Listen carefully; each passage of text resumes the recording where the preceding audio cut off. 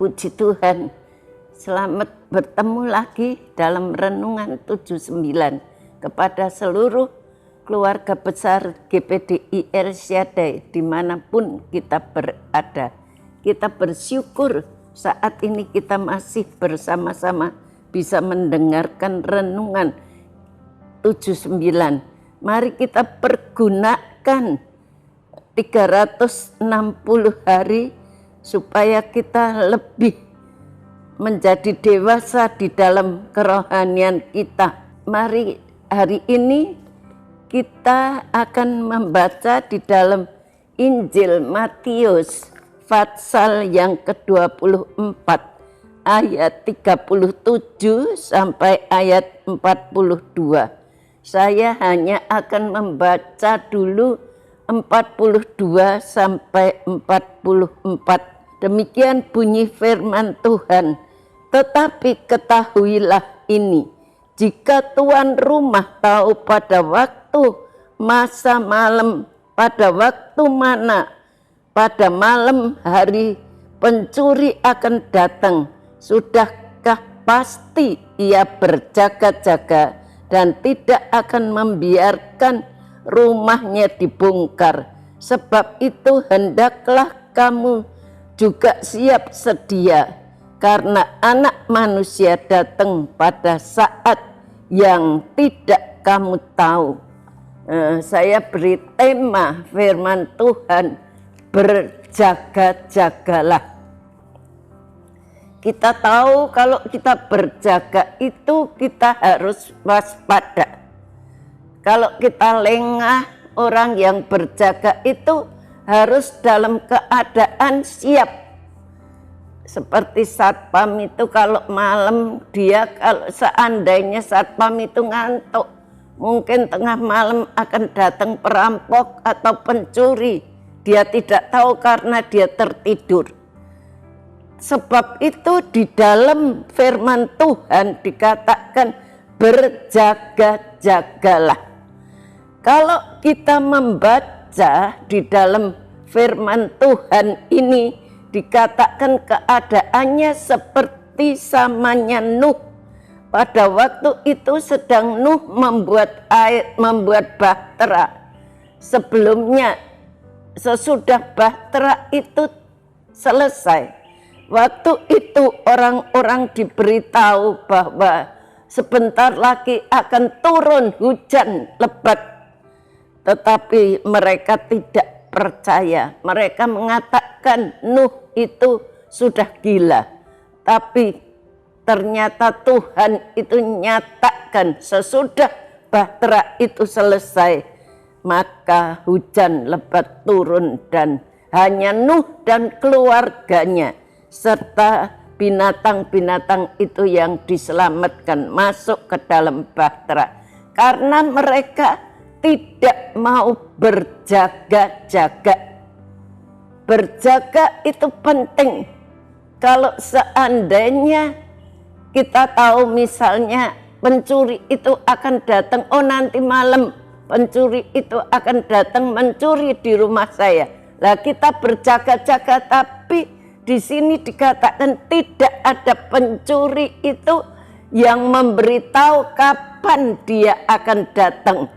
Yesus memerintahkan kita untuk waspada dan berjaga-jaga menantikan kedatangannya. Tidak ada seorang pun yang tahu tepat kapan Yesus akan datang.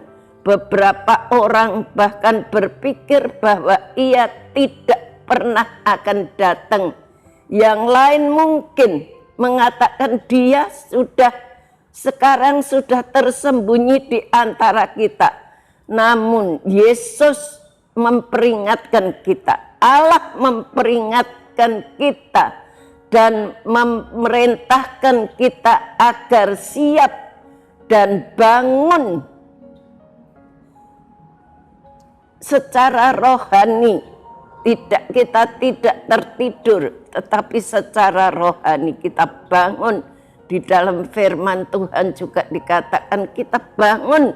Kita jangan tidur seperti orang lain, tapi kita bangun rohaninya, kita bangun supaya manakala anak Allah itu datang kembali, kita sudah berjaga-jaga sehingga kita tidak kehilangan kesempatan bertemu dengan Tuhan.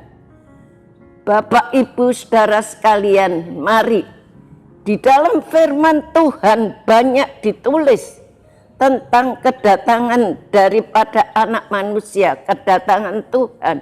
Dikatakan juga mungkin pada saat itu ada ibu-ibu yang sedang bekerja di padang, satu diangkat dan yang lain ditinggalkan. Kita tidak tahu kapan hal itu terjadi, tapi waspada itu mengandung arti bukan hanya percaya bahwa Tuhan akan datang, tapi juga terus mempersiapkan diri dalam keadaan rohani yang dikehendaki oleh Allah.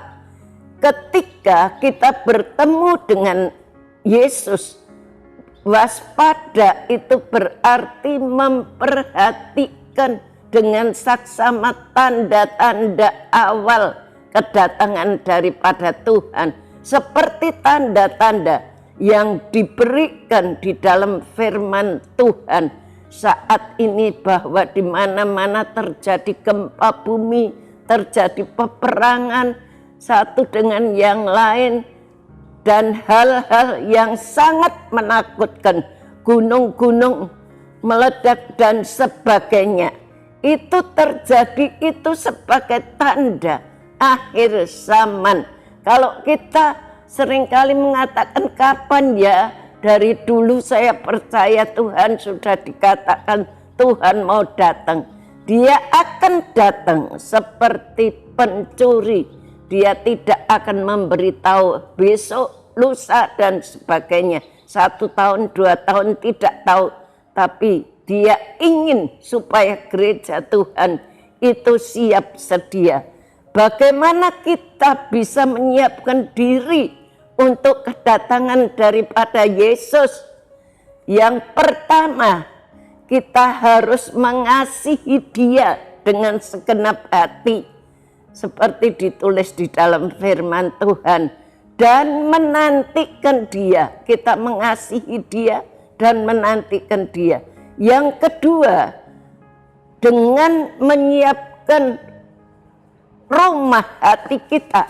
Hati kita ini sebagai rumah daripada Allah, supaya rumah Allah itu bersih, sebersih mungkin, dan kita merancangkan semua itu sempurna untuk Dia.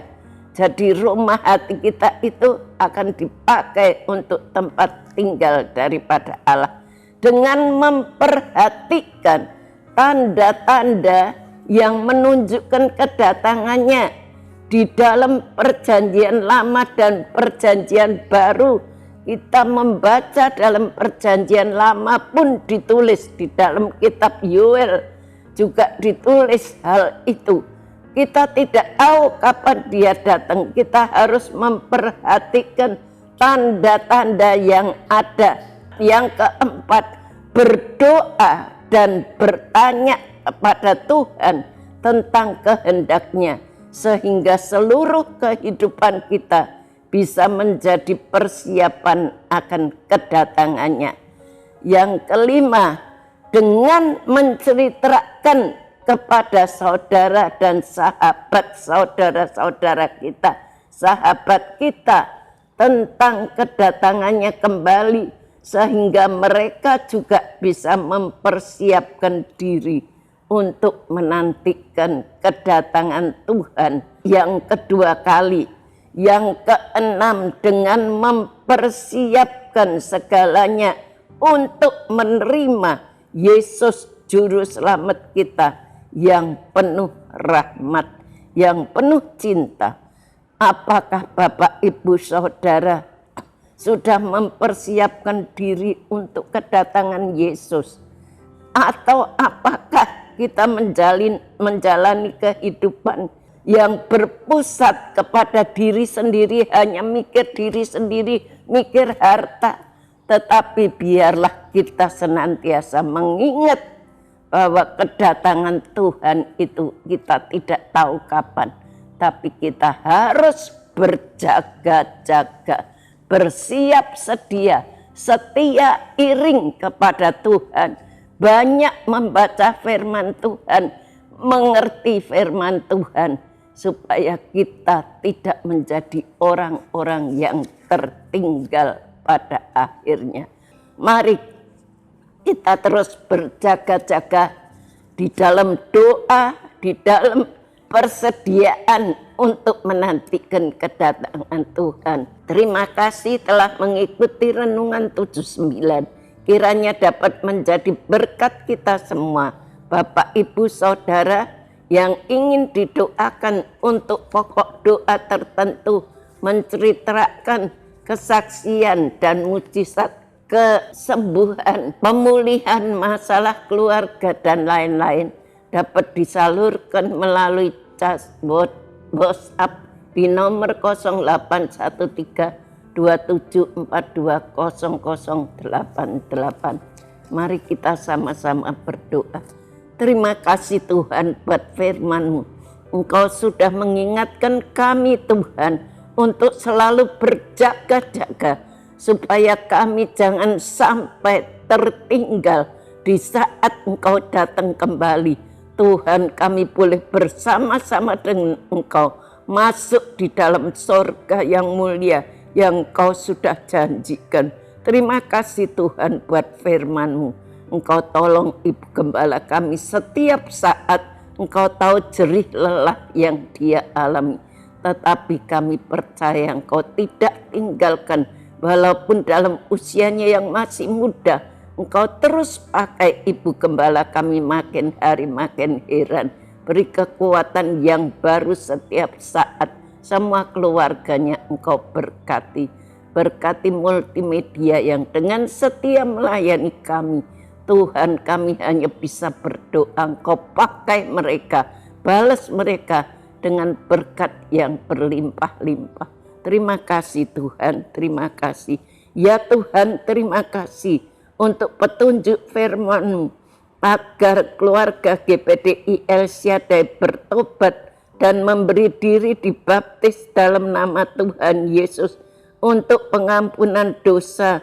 Maka keluarga GPDI El Shaddai akan menerima karunia Roh Kudus.